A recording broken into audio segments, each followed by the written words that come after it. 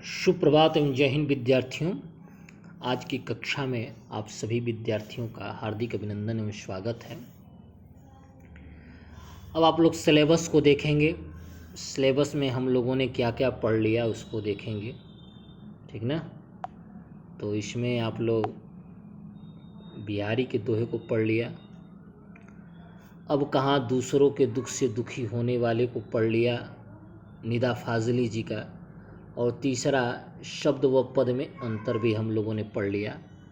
आज हम जो लोग पढ़ेंगे रचना के आधार पर वाक्य एवं वाक्य रूपांतरण। रचना के आधार पर वाक्य एवं वाक्य रूपांतरण आज हम पढ़ेंगे। ये जो टॉपिक है परीक्षा में 3 नंबर का आता है। कितने नंबर का आता है? 3 नंबर का। आपसे बोर्ड परीक्षा में 3 नंबर का ये प्रश्न पूछेगा। तो जिसको 3 नंबर चाहिए वो अभ्यास करे, मेहनत करे, ठीक ना। तो इसको हम देखेंगे किसके आधार पर देखना है? रचना के आधार पर। इसको आप लोग ख्याल करेंगे किसके आधार पर? रचना के आधार पर। तो रचना के आधार पर वाक्य कितने प्रकार के होते हैं? रचना के आधार पर वाक्य जो हैं 3 प्रकार के होते हैं, ठीक ना।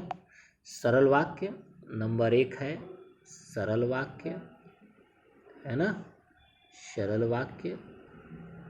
नंबर 2 है संयुक्त वाक्य और नंबर 3 है मिश्र वाक्य।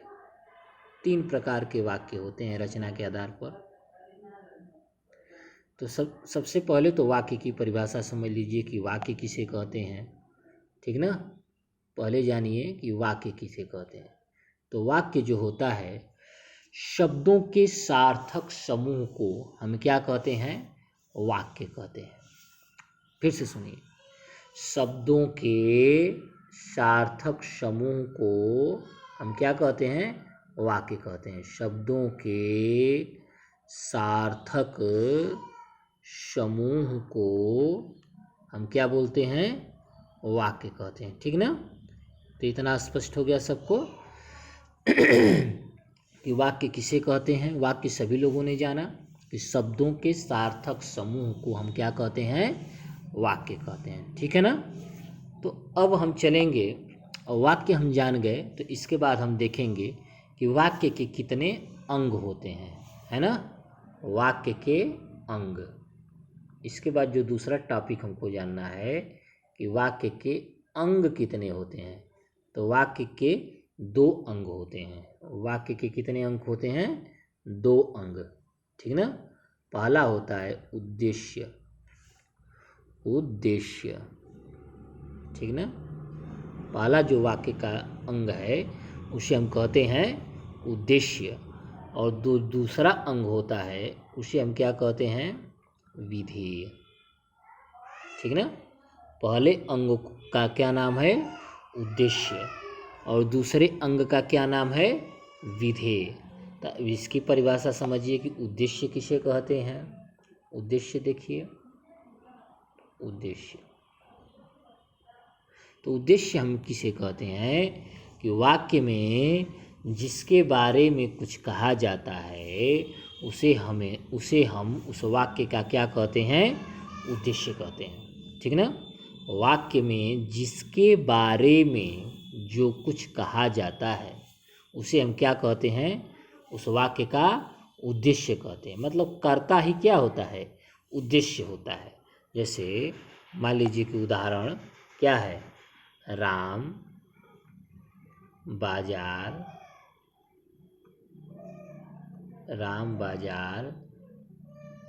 जाता है। मान लीजिए एक उदाहरण है, राम बाजार जाता है, ये उदाहरण है। तो यहाँ पर इस वाक्य में किसके बारे में कुछ कहा जा रहा है?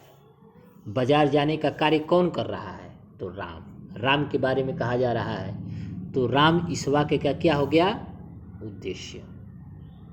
हमारी बात समझ में आ रही है? हमारी बात समझ में आ रही है तो कमेंट में यस लिखिएगा, ठीक ना।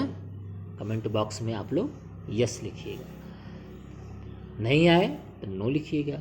तो उद्देश्य किसे कहते हैं कि वाक्य में जिसके बारे में कुछ कहा जाता है, वाक्य में जिसके बारे में कोई वाक्य है, जैसे सीता खाना बनाती है, सीता खाना बनाती है ना। तो इस वाक्य में किसके बारे में, कौन खाना बना रहा है, किसके बारे में कहा जा रहा है, तो आपका उत्तर आएगा। प्रश्न करेंगे कि कौन, कौन लगा के प्रश्न करेंगे तो उत्तर आपका क्या आएगा, सीता। यानी कि खाना बनाने का कौन कार्य कर रही हैं, तो सीता। तो सीता इस वाक्य की क्या हो गई, उद्देश्य। बात समझ में आ रही है, ठीक ना। तो वाक्य में जिसके बारे में कुछ कहा जाता है उसे उस वाक्य का हम क्या कहते हैं, उद्देश्य कहते हैं, ठीक ना। अब दूसरा वाक्य का क्या अंग है, विधेय।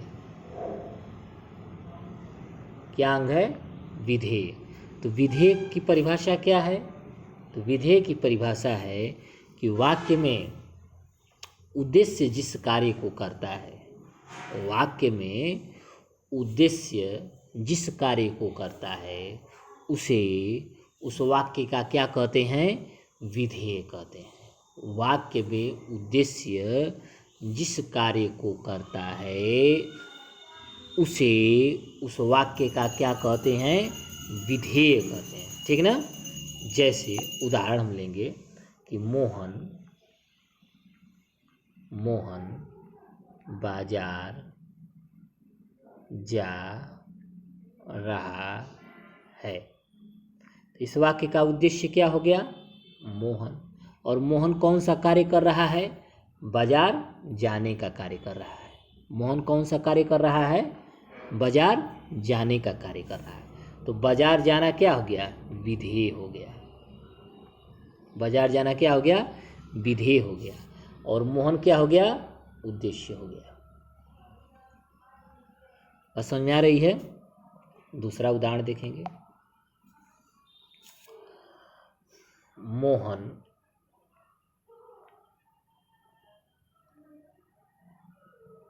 मोहन विद्यालय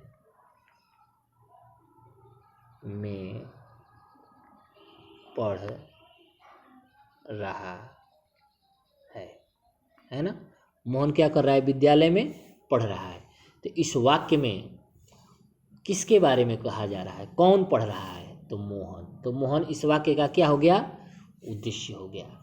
और मोहन क्या कर रहा है, विद्यालय में पढ़ रहा है। मोहन क्या कर रहा है, विद्यालय में पढ़ रहा है। तो विद्यालय में पढ़ रहा है, इस वाक्य का क्या हो गया, विधेय हो गया, ठीक ना। तो बात समझ में आई कि वाक्य किसे कहते हैं, तो शब्दों के सार्थक समूह को वाक्य कहते हैं। वाक्य के कितने अंग होते हैं, तो वाक्य के 2 अंग होते हैं। एक पहला होता है उद्देश्य और दूसरा होता है विधेय। उद्देश्य किसे कहते हैं, तो वाक्य में जिसके बारे में कुछ कहा जाता है, वाक्य में जिसके बारे में कुछ कहा जाता है या वाक्य में जो कार्य को करने वाला होता है उसे उस वाक्य का उद्देश्य कहते हैं। और उद्देश्य जिस कार्य को करता है, जो भी कार्य करता है, उद्देश्य जिस कार्य को करता है उसे उस वाक्य का क्या कहते हैं, विधेय कहते हैं। तो वाक्य के कितने अंग होते हैं आपको समझ में आ गया है ना। अब हम देखेंगे कि रचना के आधार पर, अब हमारा टॉपिक क्या है, रचना के आधार पर वाक्य का रूपांतरण, है ना। तो रचना के आधार पर आप पढ़ें कि वाक्य कितने प्रकार के होते हैं, 3 प्रकार के। पहला वाक्य कौन है, सरल वाक्य। नाम से स्पष्ट हो जाएगा, बहुत आसान टॉपिक है, सरल वाक्य। दूसरा नाम क्या है, संयुक्त। नाम को ध्यान से देखिए, संयुक्त वाक्य, संयुक्त वाक्य। और तीसरा वाक्य क्या है, मिश्र वाक्य। नाम ध्यान से देखिए, सब कुछ अपने आप हो जाएगा। नाम में ही इसका रहस्य छुपा हुआ है, ठीक ना। नाम जैसा नाम वैसा इसका गुण है। तो वाक्य 3 प्रकार के होते हैं, सरल वाक्य, संयुक्त वाक्य और मिश्र वाक्य। तो इन्हीं तीनों वाक्यों से परीक्षा में आपसे प्रश्न पूछेगा। इसमें क्या करेगा कि सरल वाक्य का वाक्य दे देगा, कहेगा कि संयुक्त वाक्य में बदलिए, या संयुक्त वाक्य का वाक्य दे देगा, कहेगा कि मिश्र वाक्य में बदलिए, या मिश्र वाक्य का वाक्य दे देगा, कहेगा कि सरल वाक्य में बदलिए, है ना। क्योंकि टॉपिक ही है आपका कि रचना के आधार पर वाक्यों का वाक्य रूपांतरण।